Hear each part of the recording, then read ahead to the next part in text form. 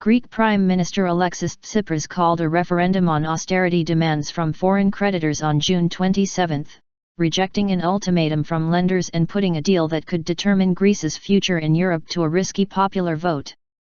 The surprise call marked the most dramatic twist yet in 5-month negotiations between Greece and its lenders, plunging the cash-strapped nation into uncharted waters and risking a default and capital controls as hopes for an aid agreement faded. After a week of acrimonious talks in Brussels, Tsipras dismissed lenders' proposals as blackmail before flying to Athens to huddle with ministers. After midnight, he appeared on television to announce plans for a referendum on July 5. Our responsibility is for the future of our country.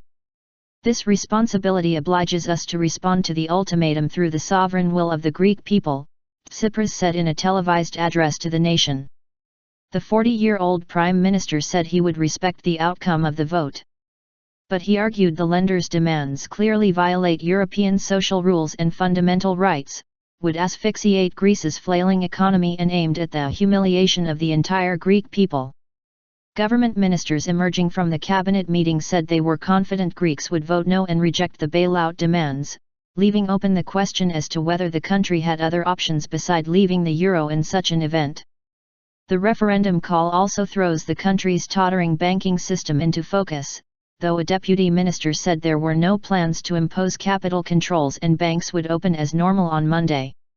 The risk of Grexit has increased considerably, from previously 20% to at least 50%, Wolfgang Piccoli of Teneo Intelligence said in a research note. Avoiding capital controls next week will be very difficult, if not impossible.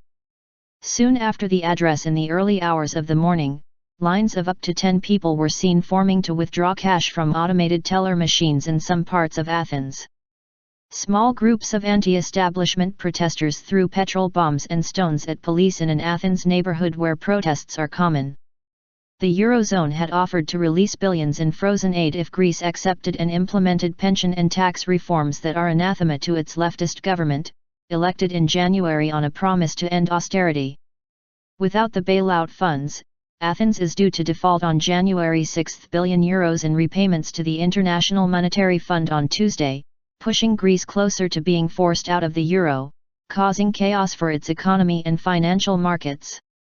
A default would not necessarily lead to Athens leaving the 19-nation single currency area, but is expected to pave the way for it, worrying European leaders who fear it would undermine the principle that membership is irrevocable.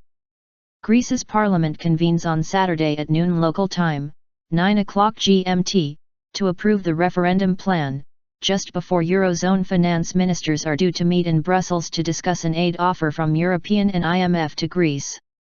One European official said the ministers would discuss a Plan B on preparing to limit the damage from a Greek default to Greek banks and other Eurozone countries and markets if Athens rejected their offer. Tsipras said he would ask for an extension of the bailout ending June 30 by a few days to accommodate the referendum. He also spoke with European Central Bank President Mario Draghi to discuss the referendum, and senior government officials were due to meet the ECB chief later on Saturday.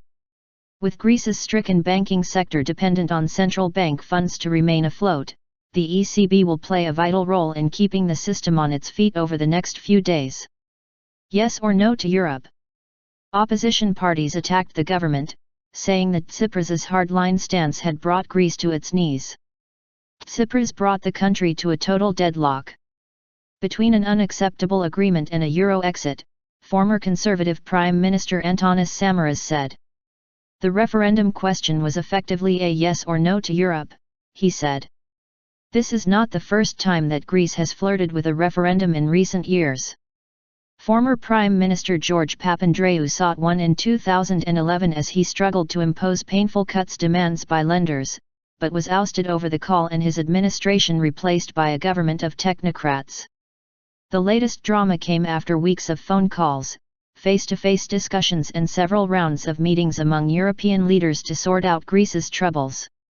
In the latest round, German Chancellor Angela Merkel and French President François Hollande met Tsipras on the sidelines of an EU summit to coax him to accept an offer to fill Athens' empty coffers until November in return for painful reforms. But after months of fruitless wrangling, the patience of European partners with the left-wing government in Athens had grown thin and officials had indicated that there was little more room to maneuver. Merkel said she and Hollande had urged him in a 45-minute private meeting to accept the creditors' generous offer. "We have taken a step towards Greece," she said. "Now it is up to the Greek side to take a similar step." Both she and Hollande said Saturday's meeting of Eurozone finance ministers would be the decisive moment for a deal since time was running out to secure German parliamentary approval in time to release funds needed to avert a Greek default. The creditors laid out terms in a document handed to Greece on Thursday. It said Athens could have €15.5 billion in EU and IMF funding in 4 installments to see it through to the end of November, including €1.8 billion by Tuesday as soon as the Greek parliament approved the plan.